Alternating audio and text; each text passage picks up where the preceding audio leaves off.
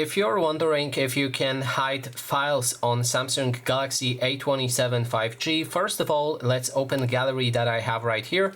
As you can see, there's two different photos in my gallery. They're actually photo and video.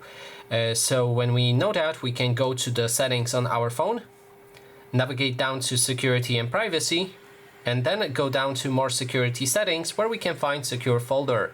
If you click on it for the first time, you will need to perform a setup. So make sure to either watch my video on how to perform first setup for secure folder, or just go through the setup. It's pretty much easy. So now when we have our secure folder created, we can open it, and then you can click on the three dots right here and add files. You can add whichever files we like, so let's go for the image from the gallery that I've shown you. Then there's the option to copy or move it. If you want to fully hide it, move it, since that way it will only be available in your secure folder. Then you can lock and exit your secure folder, and next time you try to open it, it will ask for a password. And then we can open my files to find the image that I've just imported. So that's how you can hide files. They will be locked behind the password, so you won't be able to access them normally. And that is basically everything. Thanks so much for watching.